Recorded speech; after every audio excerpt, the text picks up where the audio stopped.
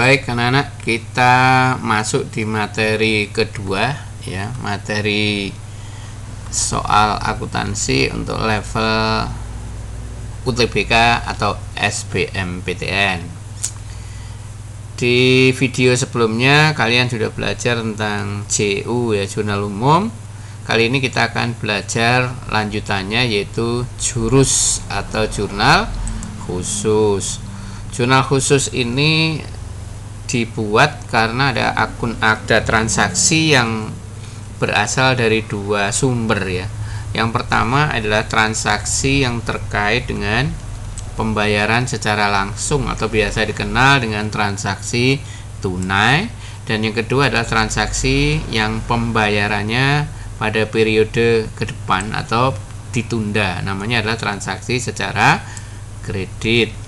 Untuk transaksi tunai kita akan bertemu dengan dua jurnal, yaitu JKM dan JKK, jurnal kas masuk atau jurnal kas keluar. Ada yang menyebut jurnal penerimaan kas dan jurnal pengeluaran kas.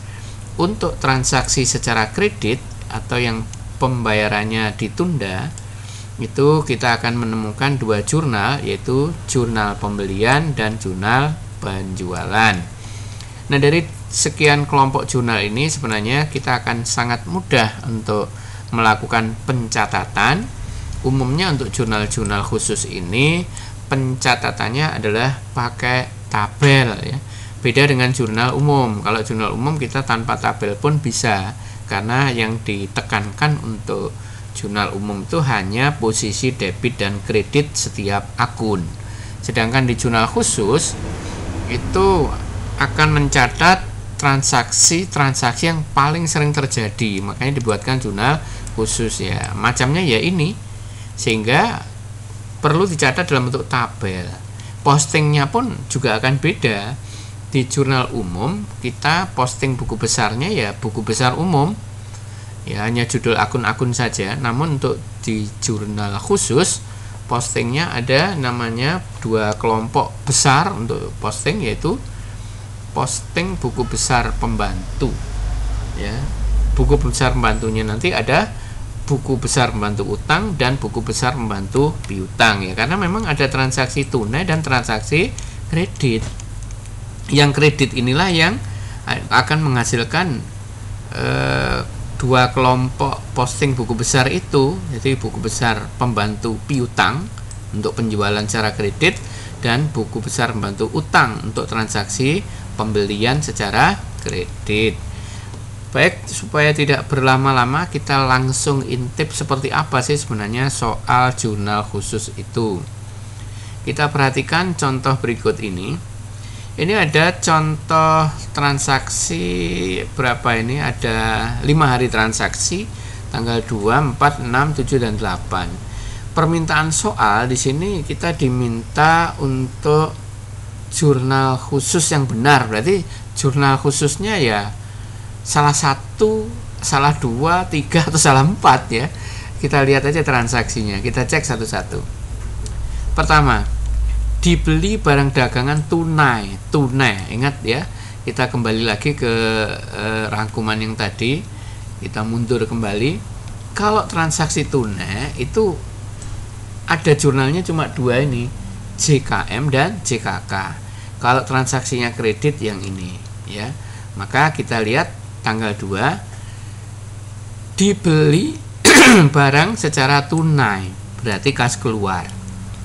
Membeli secara tunai berarti masuk JKK. Ini masuk JKK. Kemudian kalau kita perhatikan lagi, kita bisa langsung lihat tabel ya. Ini ada jurnal pembelian. Ingat, jurnal pembelian adalah untuk mencatat transaksi pembelian secara kredit. Jadi nggak mungkin ada tanggal 2. Ini ada tanggal 2 kan?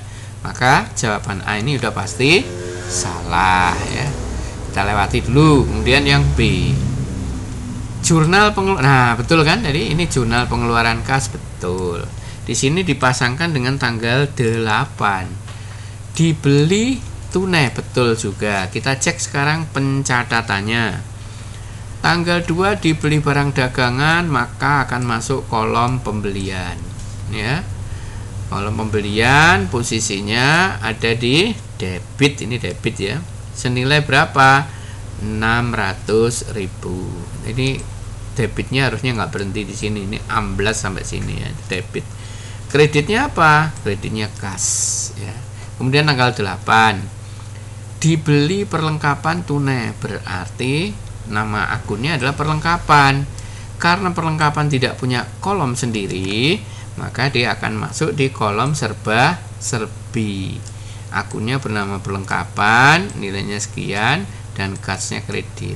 Jadi jawabannya yang benar adalah yang B. Udah ketemu kan? Yang C ini jurnal penerimaan kas. Kita cek, penerimaan itu berarti dari penjualan. Penjualan secara tunai. Betul kan ini? Dijual barang dagangan secara tunai 1 juta. Penerimaan kas, kas debit. Nah, salah ini. Salahnya di mana? Piutang. Seharusnya ini karena penjualan bukan masuk piutang, tapi masuk di penjualan. Ini sebenarnya tes mata, ini ketelitian untuk membaca saja. Kita cek yang lain. Jurnal penjualan salah ya. Jurnal penjualan ini mencatat penjualan secara kredit. Di sini nggak ada transaksi penjualan secara kredit. Kemudian yang E, tanggal ini jurnal pembelian juga pembelian secara kredit. Yang tanggal 2 ini tunai bukan kredit, berarti ini salah ya kan. Tanggal 4 dibeli barang dagangan kredit, ini adalah jurnal pembelian. Dibeli barang dagangan, dari mana tahu kita masuk ini kredit? Selain ada kata-kata kredit, ada syarat, ini berarti jurnalnya jurnal pembelian.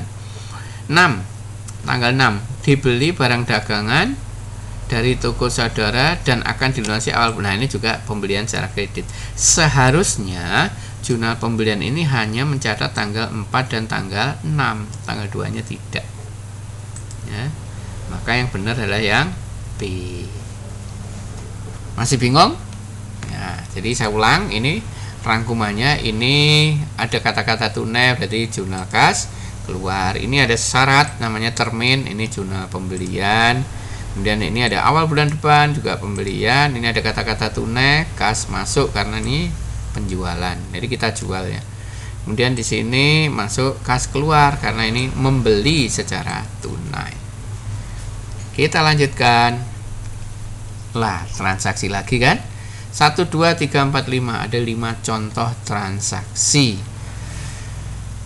Kalau kita kaji dulu, bolehlah ya. Ini ada syarat, berarti ini transaksinya secara kredit. Penjualan secara kredit berarti dicatat di jurnal apa? Jurnal penjualan ya. Ini penjualannya secara kredit. Jurnal penjualan. Oke, kemudian dijual barang dagangan tunai. Kalau kita jual tunai berarti kita jual langsung dapat uang karena ada kata-kata tunai. Maka ini akan masuk jurnal penerimaan kas karena penjualannya secara tunai. Diterima angsuran, diterima itu artinya kasnya masuk. Maka ini berarti masuk jurnal kas masuk, jurnal penerimaan kas. Dibayar utang, dibayar berarti kasnya berkurang, jurnal pengeluaran kas ya. Kemudian yang terakhir dibeli barang dagangan tunai berarti kasnya keluar lagi karena kita membeli secara tunai ya kan. Ini kalau kita kita tampilkan semuanya yang ini satu persatu ya.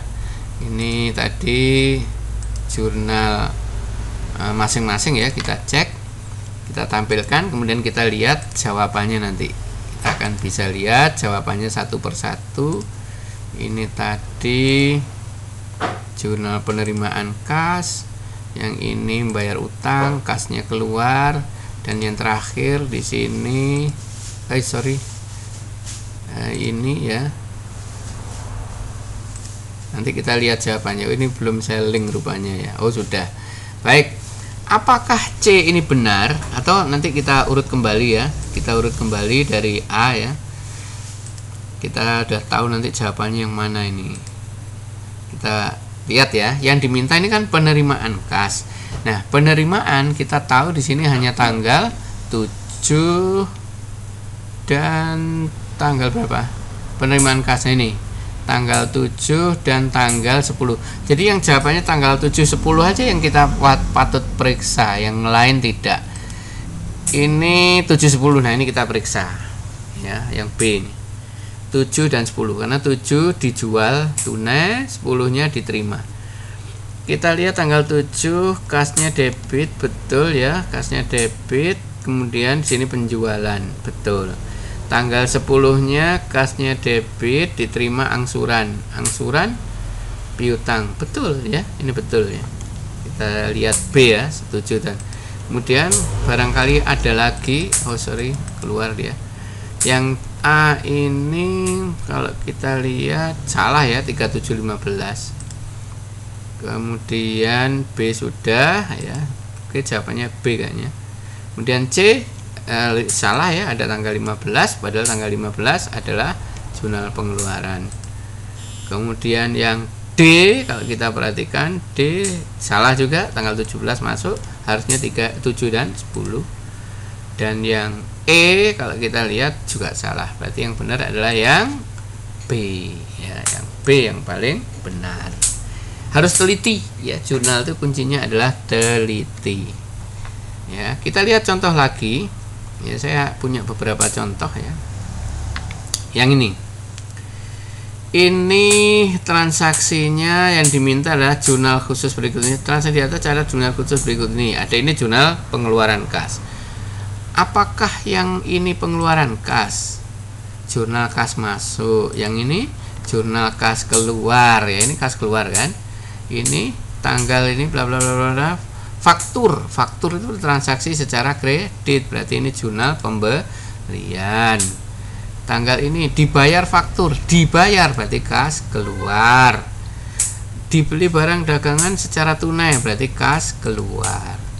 Yang diminta kalau yang di sini jurnal pengeluaran kas, kita lihat tanggalnya ini ya 1 2 3, maka tanggal 7 kemudian tanggal 12 15 7 12. Nah, ini salah, ini tanggalnya komplit ini ya. Harusnya 7 12 dan 15. Ini salah ya. Dan ini yang benar. Ini yang benar. Itu kan. Yang benar cuma itu. Ini bukan ABCDE ya, tinggal milih aja. Oke ya. Betul ya? Ini jurnal pengeluaran kas soalnya. Masih adakah contoh? Oh, masih ada satu lagi. Kita cek, yang diminta adalah jurnal pengeluaran kas. Ini kas keluar ya, ini penjualan, ini kas keluar, ini kas masuk. Karena yang diminta ini kas keluar, maka kita lihat tanggal 7 dan tanggal 15 saja. Oh, ada lagi tanggal 20 ya. 7 tanggal 7 15 20. Ini ada semua berarti salah. 7 15 20. Ini kok 7 dengan 20 saja. Ada 15-nya kita lihat sini JKK kan, dibayar, dibeli tunai. Kemudian tanggal 7 dibeli tunai. Ini salah ya karena hanya 2. Kemudian C 7 salah ya. Kemudian D 7. Nah, ini 7 15 20. Kita cek. Tanggal 7 dibeli perlengkapan. Perlengkapan tidak punya kolom sendiri, masuk serba-serbi. Betul ya? Betul. Tanggal 15 di sini kalau kita lihat dibayar utang. Dibayar utang berarti utangnya debit, kasnya kredit. Betul. Dan tanggal 20-nya, tanggal 2 dibeli barang dagangan. Nah, ini masuk pembelian ya. Pembelian dan dibeli barang dagangan secara tunai berarti pembelian dan kas. Berarti D yang benar. E salahnya di mana? Kita lihat. E salahnya di tanggal 2 ya. Tanggal 2 sini nggak ada nilai, seret, tiba-tiba ada nilai di sini. Itu jadi yang E itu adalah jawaban yang tidak benar. Makanya kita harus teliti untuk melihat jawaban. Jadi jangan gegabah untuk memilih jawaban. Ya, saya rasa itu contoh soalnya. Nanti di video yang lain kita akan lanjutkan yang ini. Jurnal penyesuaian ini agak rumit karena membutuhkan logika yang kuat ya, karena ini kaitannya dengan perubahan nilai suatu akun. Mudah-mudahan ini bermanfaat. Kita ketemu di video yang akan datang. Assalamualaikum warahmatullahi wabarakatuh.